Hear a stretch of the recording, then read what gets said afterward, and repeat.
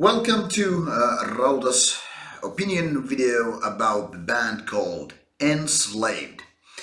And now there has been a couple of these kind of videos before, and there's been some suggestions that I should just take these videos in a few parts, like decade number one, decade number two, and so forth. But to be honest, I wanna take this whole tour with you on one video. If you're not interested, too bad, please skip ahead and so forth. But if you are interested, hearing my opinions about the band, the discography, my few encounters with the band and so forth, stay here with me and I'll tell you a little bit of a band known as Enslaved from Norway. So, if you're familiar with the band, there's probably very little new I can tell you about the band, because this is not so much about a history lesson or interesting anecdote so much as it is my opinion about the band's music. Basically, its discography, album by album, and some notes what has been going on with Enslaved since it was started in 1991. As many of you might already know, the band was founded by two guys in their teenagers in 1991, Grutle Kjelsson and Ivar Björnsson. I hope that pronunciation ain't so bad, but Norwegian names are not my forte. So Enslaved was basically, founded in the golden era of Norwegian black metal. That is the early 90s, when all the big names basically they started to, making their own music. The scene was quite small compared to what it is nowadays in all the Nordic countries, all throughout the world and all that stuff. But Enslaved already had their own vision, what their music was all about. So it took a few demos maybe before they actually did their first album. And now, for the sake of time and all that stuff, I'm just gonna skip all the split albums and singles and all that stuff, unless there's a particular reason to mention them. So basically, as an album-oriented Enslaved, it all started with Viking Legal Veldi, which today I think it's a very unique album and was clearly ahead of its time. The thing is that it all started the whole progressive Viking metal stuff. It was unique back then, and I think it's very, very rare kind of breed still to this day, because of its music is not exactly the type of stuff you end up hearing basically nowhere.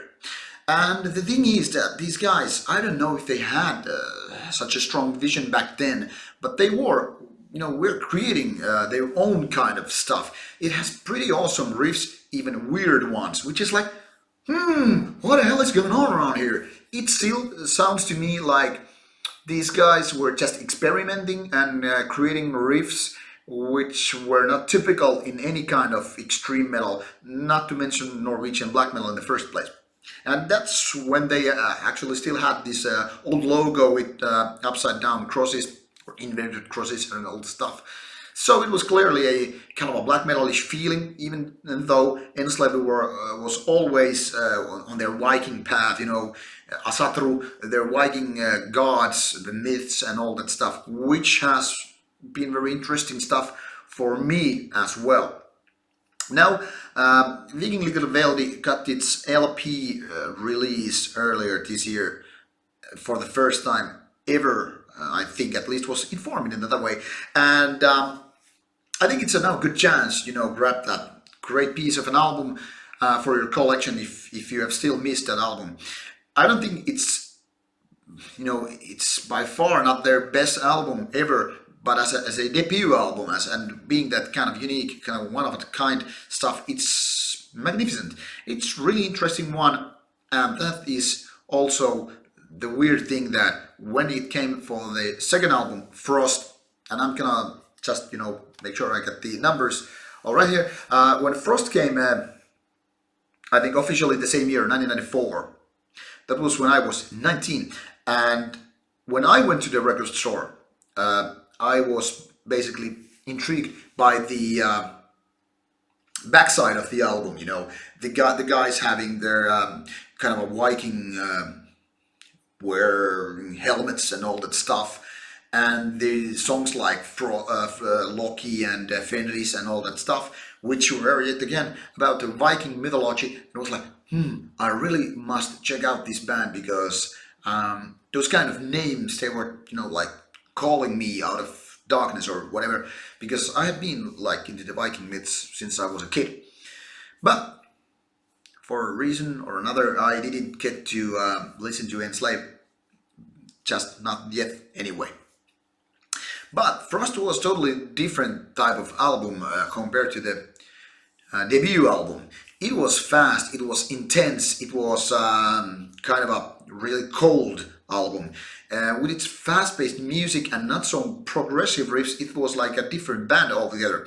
For me, it was way better back then because when I got to listen to Frost, it was intense and kind of aggressive, but it also had these clean vocals which were like, oh, the type of kind of like a Viking howling or some sort of stuff.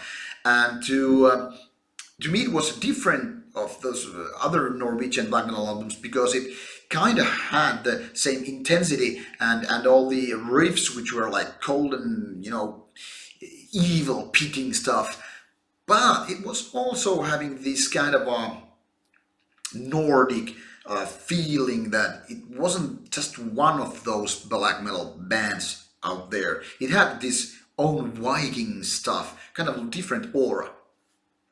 So, be that as may, it became my kind of a cornerstone albums when it comes to Enslaved. I liked it much better than the Viking Veldi, but nowadays it's not that big difference to me anyway. Both are good albums. Frost is just a little bit better, and meanwhile it's one of my most beloved Enslaved albums. I still think it's also one of the weirdest when it comes to the whole discography, and I'll explain you when we get further on. So when Eld came 3 years later, 1997, and followed by Bloodhem 1998, they were just like basically continuing this kind of evolution of the band, and having these Viking metal elements, but still sticking to the kind of black metalish roots of sorts.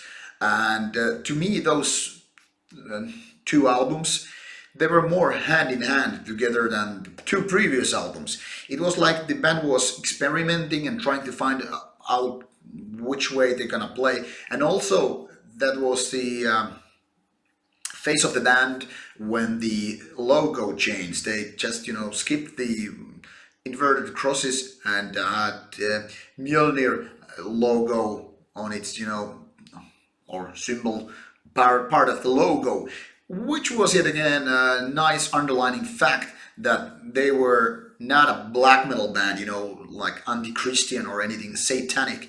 But more on the Viking heritage. They were basically milking the Viking ideas and all that stuff, and they were just now, like making that, feel out of the whole imagery.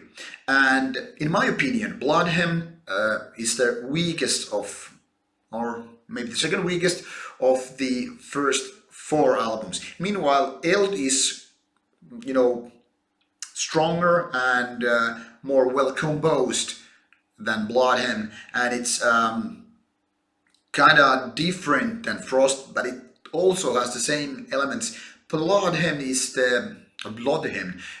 the album that I think was maybe a bit too quickly released. It's a good album, but it hasn't, it hadn't how to say it. The face of time, it hadn't stood it there. It's just like it wasn't the strongest of them gigs. It just basically ended an era, which brings to me personally to the face of the band where I kinda jumped off. The thing is, by this time I had already seen their live once, something like 1997, I think, in Helsinki, and back then they had this really, Viking image strong, and playing these great songs from their, I think, two first albums, and also the important Enslaved Emperor Split album which was basically just, two mini albums put together. But anyway, great stuff. But so when it came time for Mardraum, which started also the new millennium 2000, Mardraum Beyond the Within, I think it's clearly the weakest moment. The thing is, that's where the band really started to, experiment with different ideas, even bringing, death metalist parts to their music, and it was sort of a mess. I just recently, like a couple of days before making this video, I just had to, give it a new spin, because I never ever liked the album, and I think it was the end of Enslaved I kind of got to like and think as a great Norwegian band. But Mardraum, I think, is a failure in so many ways. The songs are not good. It's the production isn't good. It's like everything is failing there. It's not a horrible album anyway, but it's kind of a mediocre. And on Enslaved standards, it is a horrible album. I don't think there is hardly anything good on it, and to me it feels still to this day as the opening of the second era of Enslaved and what it was meant to be. So when it was followed by, and rather quickly by the way, Monumention in 2001 and Below the Lights in 2003 and Isa in 2004, I think all those albums, are representing the same era, the second phase of Enslaved. They were clearly trying out new ideas, starting slowly making these kind of progressive stuff in the music, trying more clean vocals, but they were still a mess. Monumention made a huge difference in a way to Mardraum, but I still think it's on Enslaved standards, it's yet another failure. And at this point I was pretty sure that it's not like I'm coming back to this band. I'm just sticking to the old ones, and I have to live with it. Basically, I think Enslaved had gone to the wrong direction, and that was it. And when Below the Lights came out, it was a slight improvement to these two M albums, and Isa, I think, is just basically Below the Lights Part 2. Not so much change in style. There was clearly learning how to make progressive music, be it about production, clean vocals or whatever. Nice ideas, but it's not like they were so well executed. So at this point I had just, like I said, basically jumped off the Enslaved card. It was just like okay-ish band by the time, but it was not my band anymore. And I think it was 2005 in Oslo, Norway, when I got to see them live for second time, and they were great. They were using video screens of real psychedelic stuff actually on the background, which created a very nice atmosphere for the whole gig there. So they kind of proved that they are still strong live, even though it was so much different than like 8 years before when I saw them for the first time. So Enslaved was great live band again, or still, but the music wasn't exactly the same as it used to be. But little I didn't know, because they were progressing, they were learning, they were learning from their own mistakes, and they were getting better. And meanwhile, by the way, as some of you might know, there was lineup changes.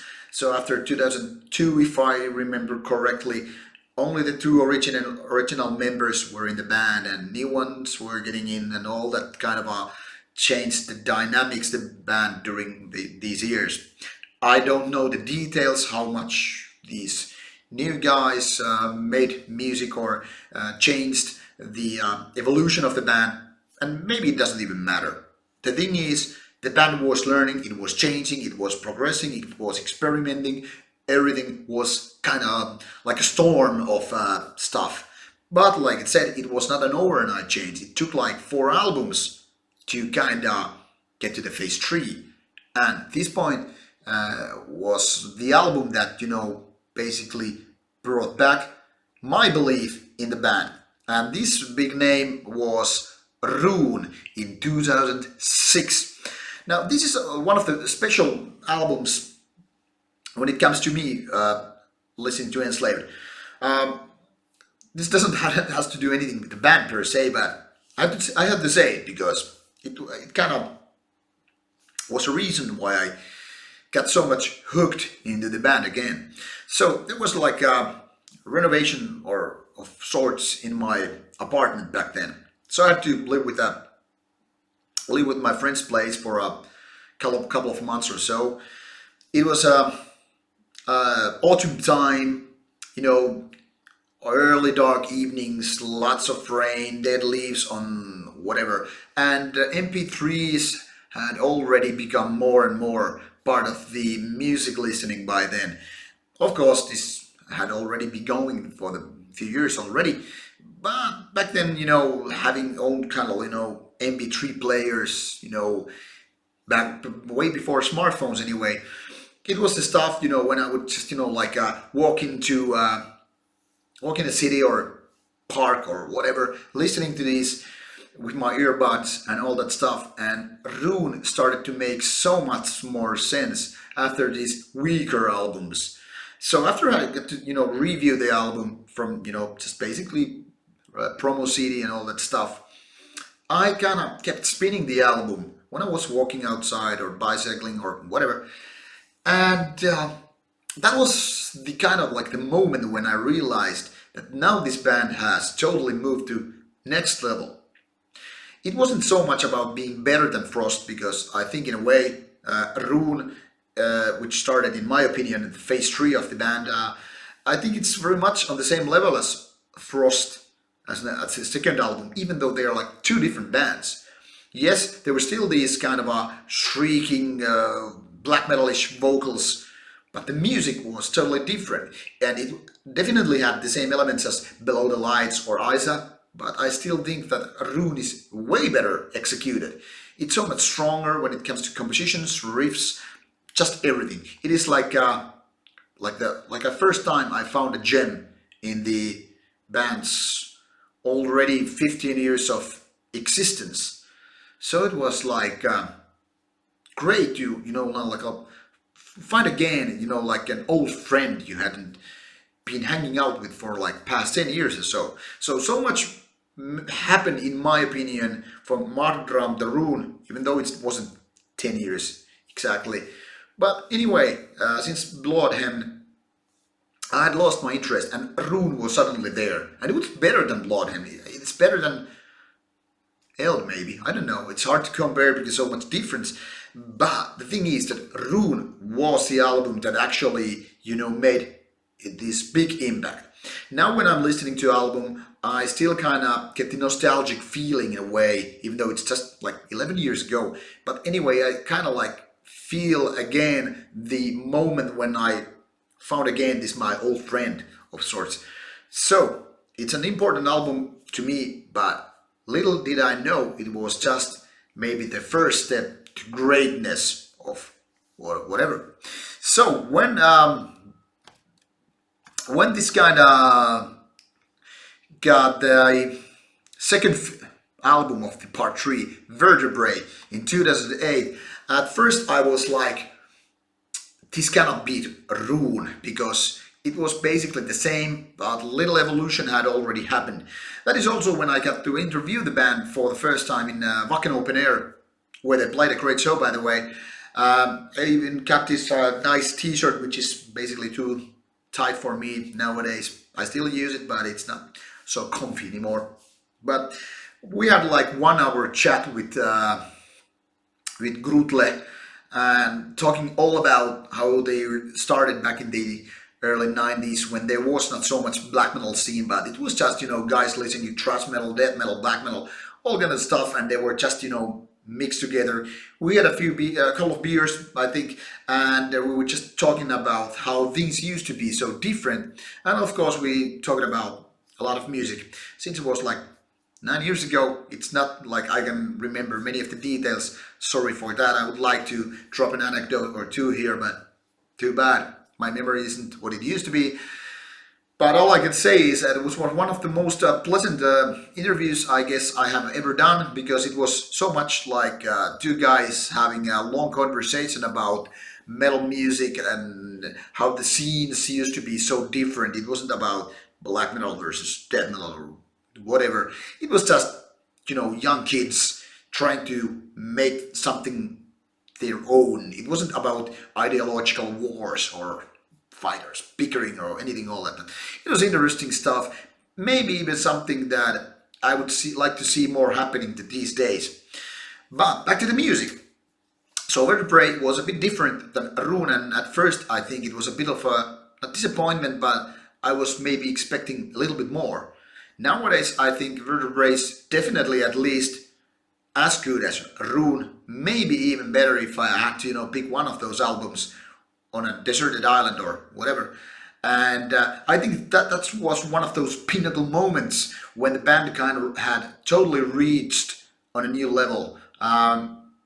It was like an evidence of sorts that Rune was not a long shot. It was not like a lucky, strike there, but it was just like a proof of that the band had clearly found their like a new way of creating music. Like I said, phase 3 or the golden era, whatever you want to call it. It's of course only my opinion. You might disagree, and it's totally okay. I know people who don't like newer Enslaved just because it's too progressive or too weird or too much this and that, and they stick to the old albums. That's totally fine. For me, I love the new stuff. I like the old stuff. I just don't care about the middle stuff so much. But that's my opinion. Yours might be different. Anyway, I urge you to check out Vertebrae if you haven't done it so far. But Vertebrae, as much I like it, it wasn't even as good as what happened in a couple of years later when Axioma Ethica Odyssey came in 2010. And it's probably still, the, if not the best album of the band, it's definitely one of the best albums there. I cannot basically pinpoint anymore my favorite moments because it always shifts from year to year, emotions, feelings, whatever, you get my idea. Sometimes you like your best album the best. Sometimes you don't. That's what happens to me with Enslaved.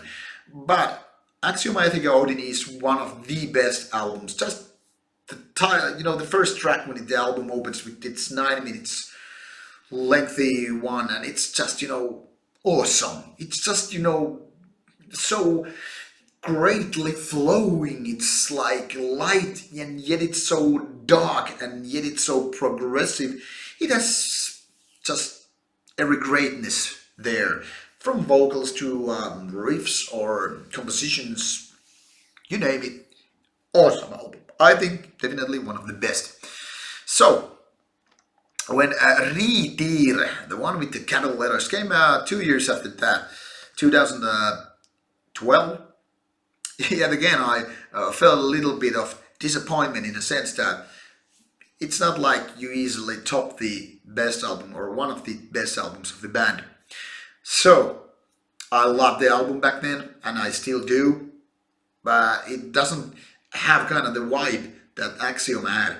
But like I said, my favorites have been changing back and forth during these years. Rauta is definitely one of the best albums as well. It's just a great example that now this band had not only done like 1 or 2 great albums, but 4 in a row. And they still keep doing that. When In Times came out, I think I have to check out, 2015, yeah, a couple of years ago. That was my biggest disappointment with that, was that I didn't get a promotional copy of that album. So I had just do some digital files back then, and some colleague of mine actually did the review for Imperiumi, and that was my biggest disappointment, because In Times is a great album.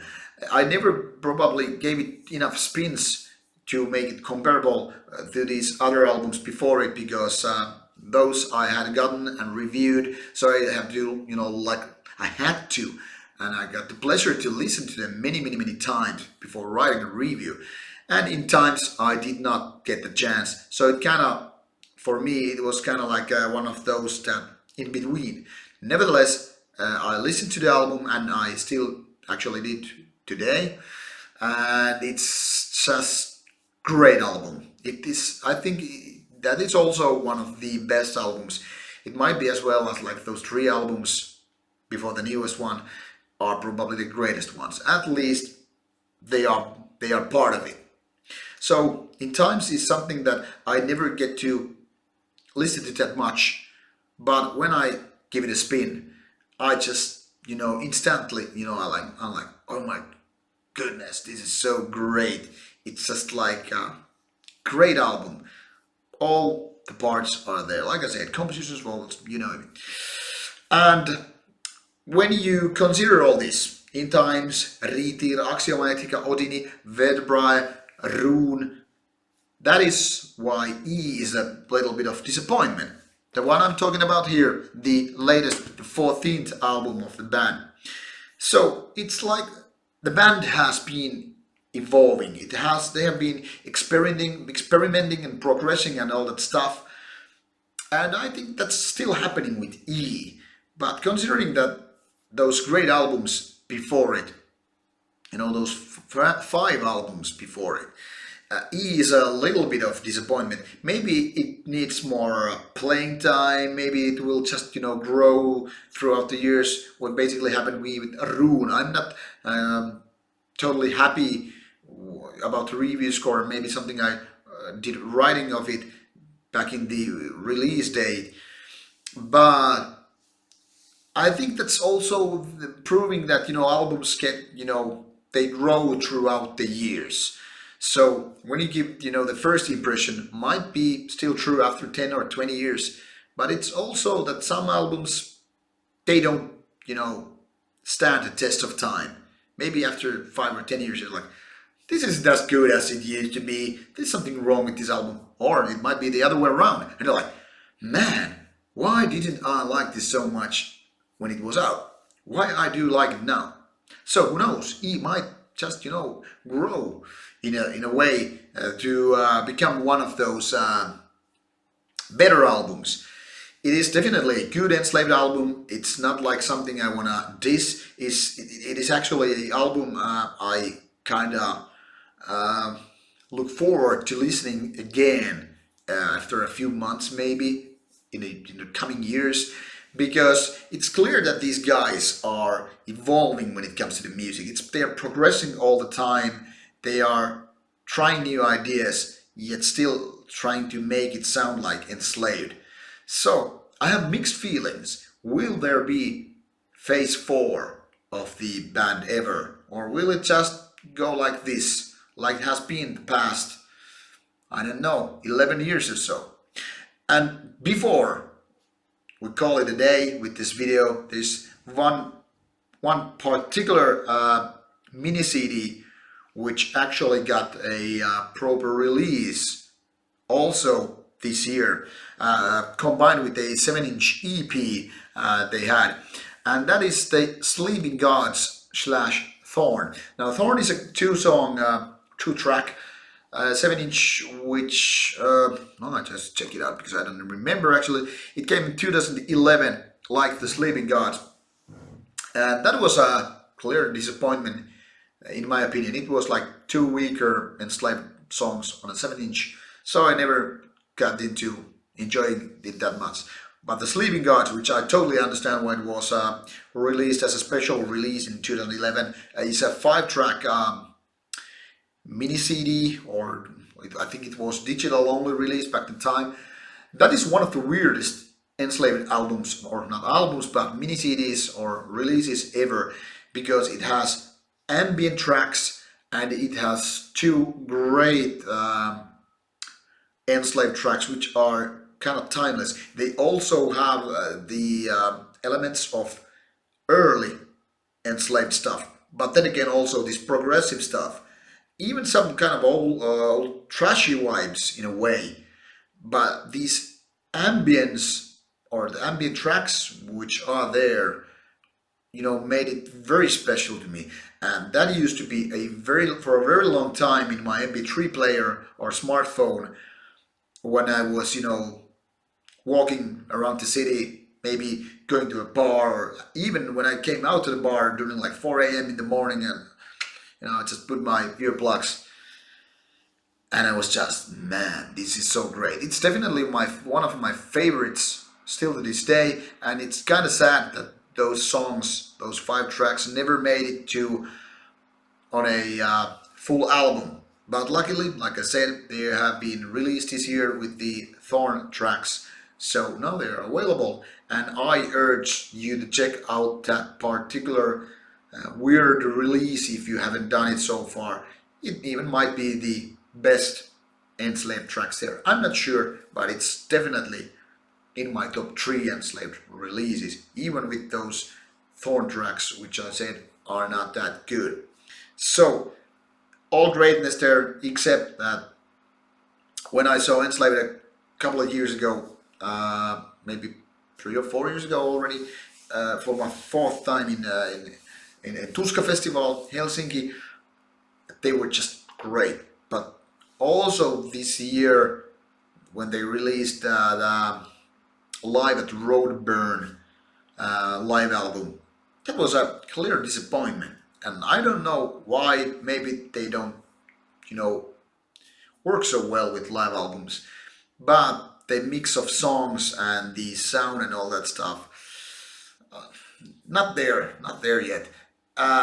It was already actually reviewed here on Rauta, one of our first review videos. So if you want to know my opinion, you can check it out. But that is something that, even as big Enslaved fan as I consider myself, I cannot recommend it that fully. It's okay, but not that great.